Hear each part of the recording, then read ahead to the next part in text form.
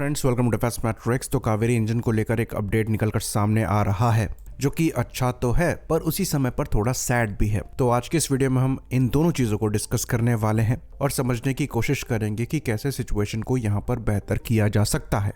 Update यहाँ पर यह है कि जो कावेरी इंजन का ड्राई वर्जन है उसकी इनफ्लाइट टेस्टिंग का यहाँ पर अप्रूवल मिला है, यानी कि ये इंजन अब रशिया में एक फ्लाइंग टेस्ट बेड से लगकर टेस्ट होगा। तो ये टेस्टिंग पेंडिंग थी जो कि अब अप्रूव करी गई है और ये जो कावेरी का ड्राई थ्रस्ट वर्जन है ये प्रॉमिसिंग रिजल्ट को शोकेस कर रहा है। इसके बारे में हमने कुछ ही दिनों पहले भी डिस्कस किया था। तो इंडिया का जो घातक यूकेएफ प्रोग्राम है उसकी वजह से कावेरी इंजन को एक सेकेंड लाइफ मिली है। पहले ये इंजन तेजस प्रोग्राम से एसोसिएटेड था पर वहां पर सक्सेस ना मिलने की वजह से इसको अलग कर दिया गया, जिसके बाद से इस प्रोग्राम को ऑलमोस्ट डेड माना जा रहा था। पर घातक यूकेएफ के प्रोग्राम से इसको नई लाइफ मिली और अब ड्राई थ्रस्ट जो वर्जन होगा इस इंजन का वो इन यूकेएफ में लगेगा। और इस इंजन के पिछले ट्रायल में इस इंजन ने करीबन 48.5 किलोन्यूटन का मैक्सिमम थ्रस्ट प्रोड्यूस किया था, जो कि रिक्वायरमेंट से ऑलमोस्ट 2.5 किलोन्यूटन ज्यादा था। आइडियल सिनेरियो के लिए ये कहा जाता है कि ये ड्राई थ्रस्ट 49 से 51 किलोन्यूटन तक जा सकता है, जो कि इस कैटेगरी के इंजन्स में आने वाली परफॉर्मेंस के बराबर है।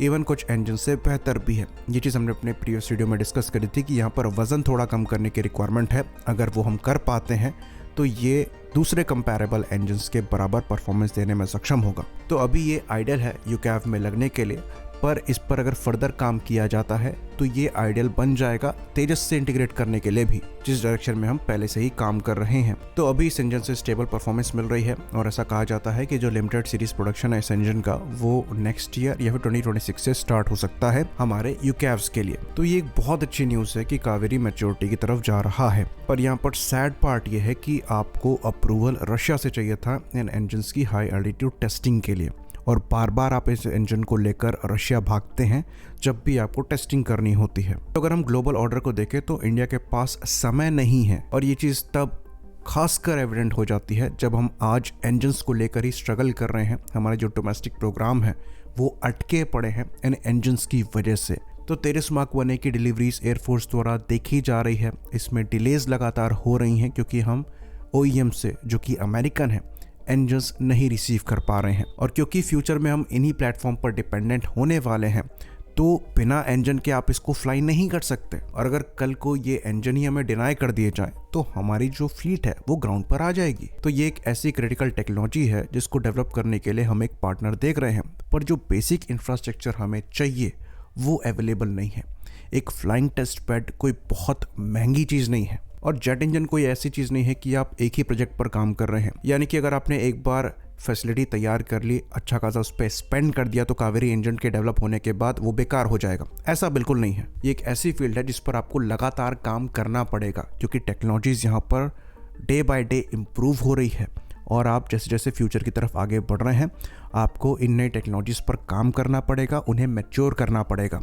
तो जेट इंजन्स पर अगर हम काम शुरू करेंगे तो वो एक प्रोजेक्ट पे ख़त्म नहीं हो जाएगा। अभी 110 किलोन्यूटन क्लास के जेट इंजन्स पर हमको काम करना ही है। उसके बाद फिर एडेप्टिव साइकिल इंजन्स आ रहे हैं, फिर बेटर मटेरियल के साथ इंजन आ रहे हैं जो कि ज़्यादा रिलायबल भी हैं, ज़्यादा थ्रस्ट भी प्रोड्यूस कर रहे हैं, लाइट वेट भी हैं, फिर इनकी सिविल एप्लीकेशंस हैं। तो ये एक नेवर एंडिंग डोमेन है और उसके लिए भी आपके पास बेसिक इंफ्रास्ट्रक्चर नहीं है। आप किसी दूसरी कंट्री का मुंह देखते हैं, उनके टाइम का इंतज़ार करते हैं, फिर अच्छा खासा पैसा स्पेंड करते हैं पूरी टीम और इक्विपमेंट को वहाँ भेजने के लिए, फिर टेस्ट करते हैं, फिर अगर कोई प्रॉब्लम हो तो फिर दोबारा जाते हैं।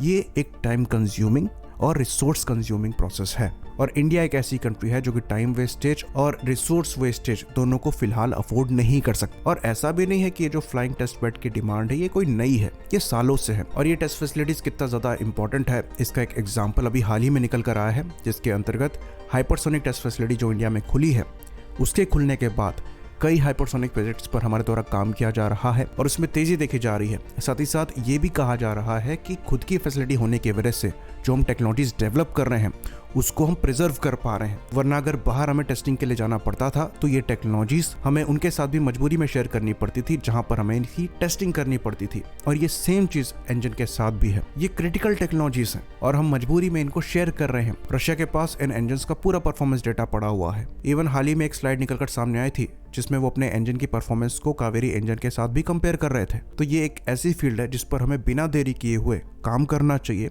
सैडली सालों से ये रिक्वायरमेंट पड़ी हुई है और अभी तक इस पर कोई एक्शन नहीं लिया गया है। होपफुली कम से कम जो नेक्स्ट प्रोजेक्ट है जिसमें हम 110 किलो न्यूटन क्लास के जेट इंजन को डेवलप कर रहे हैं, उसके लिए ये इंफ्रास्ट्रक्चर इंडिया में आए ताकि हमें अपनी टेक्नोलॉजीज़ को लेकर दूसरी कंट्री पर निर्भर ना रहना पड़े।